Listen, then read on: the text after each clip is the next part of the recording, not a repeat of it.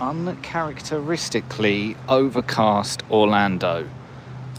I don't know what's going on. I don't know if this is a preview of what's in store for me when I get back to London tomorrow morning. But after a week of wall-to-wall sunshine and 30-degree heat, it is a cool, 19 right now? And the sun is nowhere to be seen. Anyway, hello, Tom here from the Park Rush podcast. I've been very much enjoying myself at Universal this week, and as I think I promised somewhere, maybe on Instagram earlier in the week, I was going to document what has been a fantastic daily commute, if you like, from my hotel of choice, which is this DoubleTree by Hilton, advertised as being near Universal Studios. If you look at it online, it is part of the name. It's DoubleTree by Hilton near the entrance to Universal Studios or something like that. So I just thought, well, I was obviously drawn in by that, and I thought plenty of others may well too. So as a bit of a resource, I thought I would film the journey. I'm in one of those towers, I forget which one, looking at them. I think it's that one.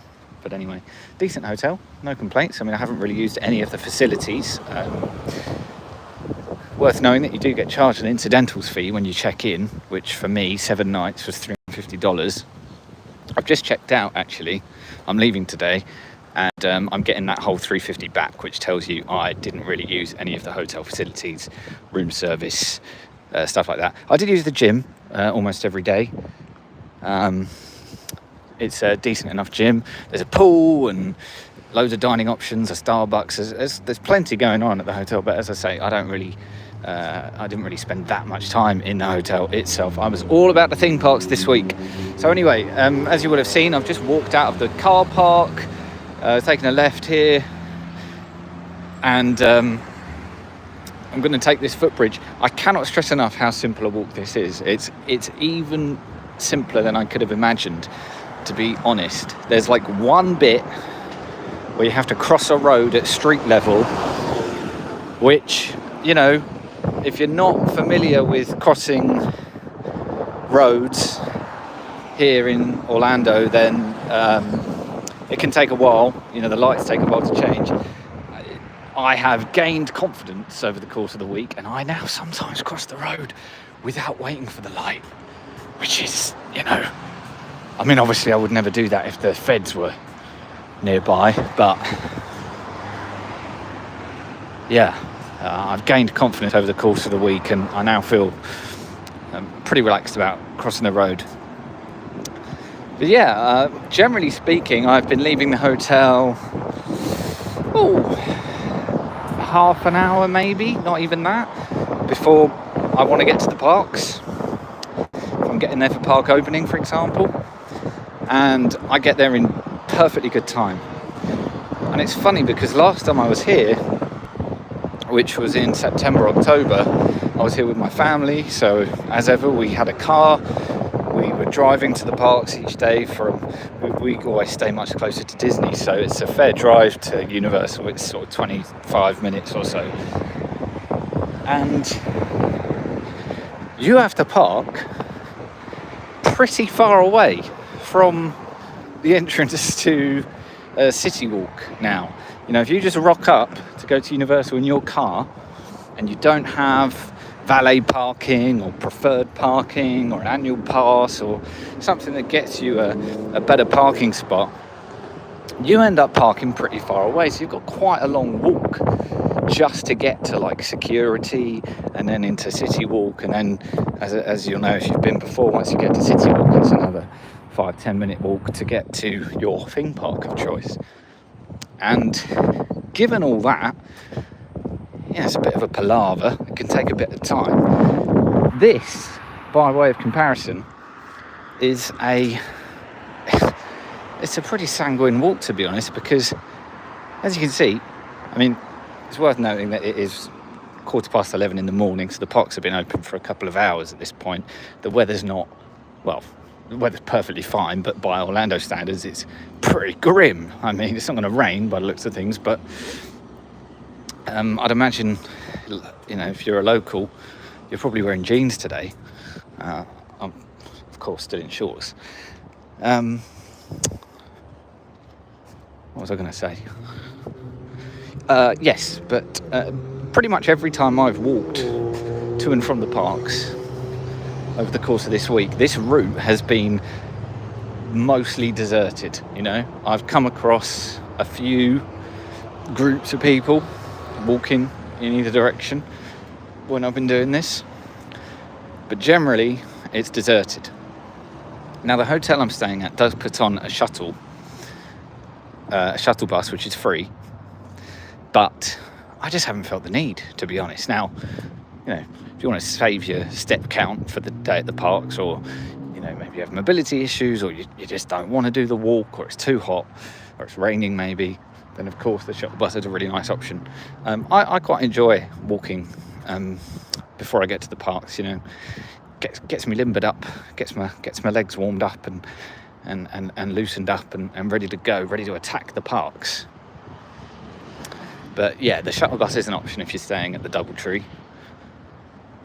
I'd imagine there are probably people who are staying at the DoubleTree and have a car and drive to the parks, even though, well, would they do that? I don't know. That's a lot of money, because you have to pay to park at the DoubleTree. It's about $34 maybe, 31, 34, something like that.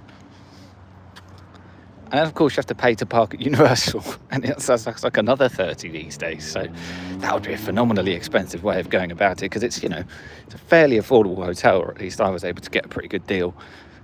I got it in combination with my flights, and was very happy. I mean, I was looking for a trip for this week, and I was initially looking at short haul trips to Europe.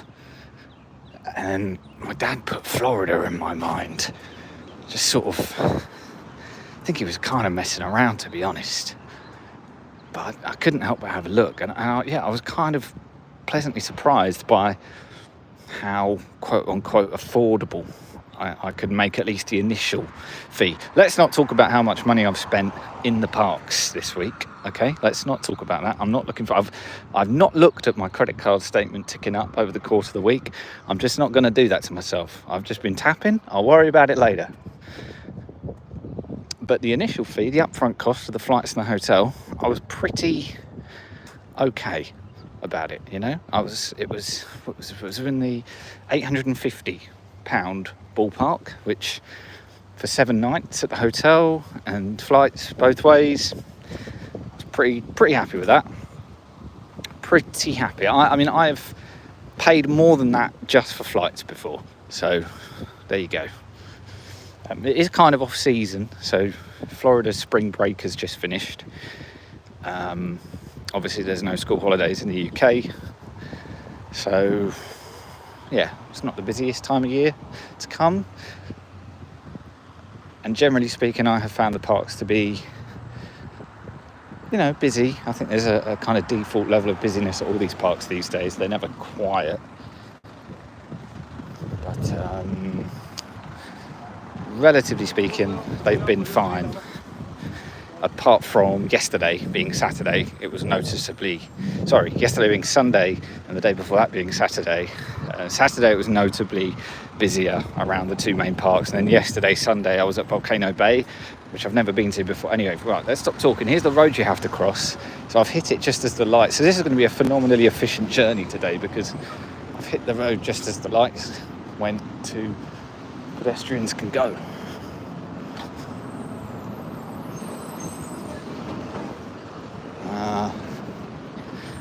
But yeah, it's pretty straightforward. I mean, the only thing you have to be careful of if you're not familiar with how as you can see, once you get here, pretty well signposted. I mean, it's very straightforward from here on out. The only thing you have to be slightly careful of is where that car just came from. Those two lanes on the left are turn left lanes, and they can go even if the pedestrian crossing is saying that pedestrians can go, if that makes sense. So you do have to, I mean, generally speaking, whenever that's happened, the motorists are not morons. If they know if there's a pedestrian crossing, they will still wait, even though they can technically go. But yeah, that's something to be aware of. But yeah, this has been a really nice walk to do each day for the most part. No complaints really. And I mean, the only thing is that I've done so many steps every day this week that not only has it, I think, given me the misguided sense, I suppose, that the misguided justification for eating a lot of absolute crap. Like my calorie intake, not so much the calorie intake, which I'm sure is high, but more just the nutritional value of what I've been eating has been questionable, to say the least. And one of the things that has justified it in my messed up mind is, hey man, I've done like 30,000 steps basically every day for a week. Plus, as I said earlier, I've used the hotel gym a bit, so I've probably had the most like active week of my life. I've barely sat down for a week, but I've eaten a lot of bad things, guys. A lot of bad things. But yeah, how long have we been walking for? I don't actually know. I normally set my watch, ironically, to say, hey, I'm doing an outdoor walk, but I have forgotten to do that. But this stream has been going for 11 minutes, so I probably walk a bit quicker than the average person, but I could say I could definitely have done this quicker if I'm walking slower than I would normally, I think, and I'm obviously talking as well. But yeah, this is going to come up on another crossing here. This one is no issue. This is just the entrance and exit to the valet parking. So I'm going to switch this stream off shortly. And yeah, this road is no bother to cross generally.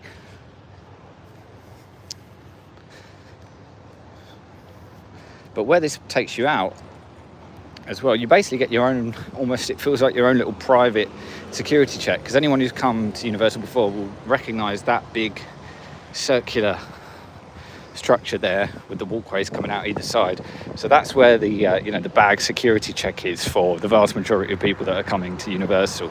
If you're in the car parks, or if you've come even on the Universal buses, then you end up in that central building, and the queues in there they move pretty quickly, but they can get quite long, and there's plenty of people. And put it this way, it's a lot busier up there for security than it is where we're going, because this is the valet parking entrance, as I say. So all the valet parking happens in there, and this is the way you come in, or this is the way I've been coming in all week.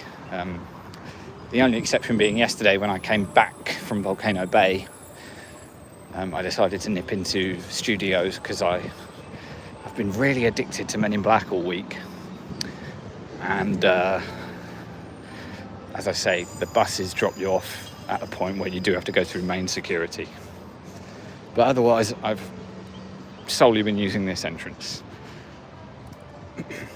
And I'm going to turn this off because I have to put my phone into the security check. But you go up the escalator, you turn right, and you have one moving walkway. You are one moving walkway away from the entrance to City Walk. So that gives you an idea of how close you are. So by the time I am up the escalator and have the Welcome to Universal Orlando archway in my sights, it will probably have been a 15-minute journey. And as I say, I've been generally doing it a bit quicker than that. So add on another 5, maybe not even that, to get into a theme park. And that's a pretty quick journey from the hotel. So there you go. Hopefully this is useful. And when it's archived, it will be useful for people who are checking out that hotel. But there we go. We're here. An easy walk from the DoubleTree. See you later, everyone.